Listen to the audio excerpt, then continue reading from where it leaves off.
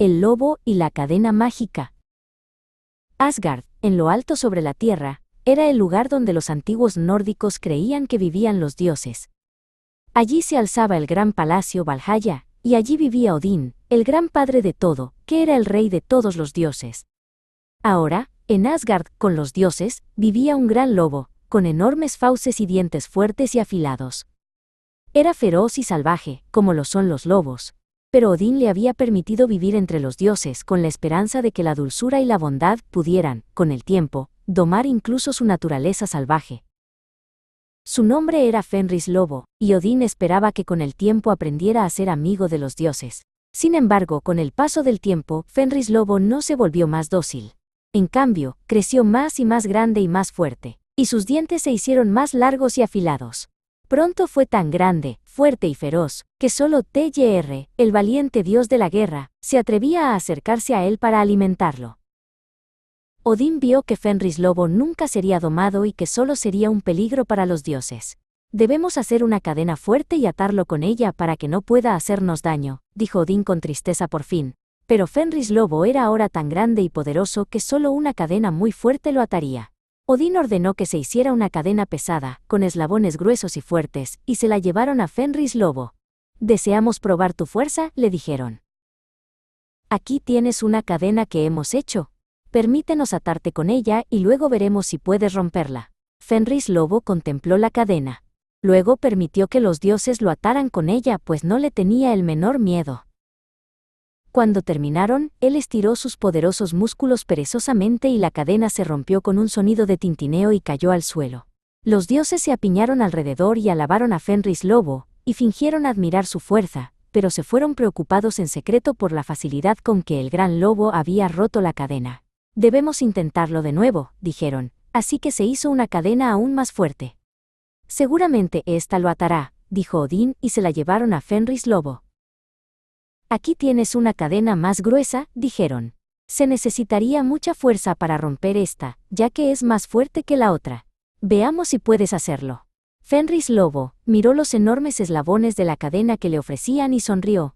Pues no le tenía el menor miedo. Se sentó en silencio, y les permitió que lo ataran con ella. Entonces se puso de pie y estiró sus poderosos músculos. La cadena resistió, y los dioses empezaron a pensar que esta vez tendrían éxito, pero por segunda vez Fenris Lobo estiró sus músculos, hasta que la presión sobre la cadena fue tan grande que los eslabones estallaron y la cadena yacía en pedazos a su alrededor. Una vez más los dioses se agolparon alrededor de Fenris Lobo alabando su gran fuerza. Pero en el fondo todos estaban abatidos, pues desesperaban de encontrar una forma de encadenar al gran lobo, y parecía que su fuerza aumentaba día a día.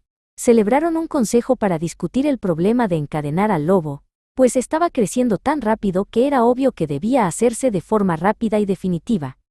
Y finalmente se decidió enviar un mensajero a los enanos, que vivían en sus oscuras cavernas bajo la tierra. Los enanos eran hábiles en toda clase de trabajos del metal. Pasaban el día martilleando en sus fraguas haciendo todo tipo de cosas maravillosas con los metales que sacaban de la tierra. El mensajero buscó a los enanos y les dijo que los dioses querían una cadena tan fuerte que no pudiera romperse. «Podemos hacer lo que deseáis», respondieron los enanos. «Pero es una tarea difícil hacer una cadena que no se pueda romper y tardará muchos días. No se puede hacer rápido». Se pusieron a trabajar de inmediato para hacer la cadena y, cuando finalmente terminaron, era fina y esbelta y tan suave que parecía haber sido hecha de hebras de seda. Había sido forjada con las raíces de una roca, los tendones de un oso, el esputo de un pájaro, el aliento de un pez y el sonido de los pasos de un gato. Se la entregaron al mensajero y éste regresó enseguida a Asgard. Los dioses estaban encantados con ella y se dirigieron inmediatamente a Fenris Lobo y le dijeron que tenían otra cadena más para probar su fuerza. Durante el tiempo que les había llevado a los enanos forjar la cadena, Fenris Lobo se había vuelto más grande y poderoso, y estaba seguro de que ninguna cadena podría atarlo, por lo que no estaba en absoluto preocupado. Permitió que los dioses lo llevaran a una isla en medio de un lago, y allí le trajeron la fina cadena que los enanos les habían enviado. Cuando Fenris Lobo la vio, se volvió sospechoso y retrocedió, gruñendo con rabia a los dioses que intentaban encadenarlo. Seguro que no tienes miedo de ser atado por una cadena, se burlaron los dioses. Ninguna cadena ha sido capaz de sujetarte todavía. ¿Temes que tu gran fuerza se haya ido? No confío en vuestra cadena, gruñó Fenris Lobo.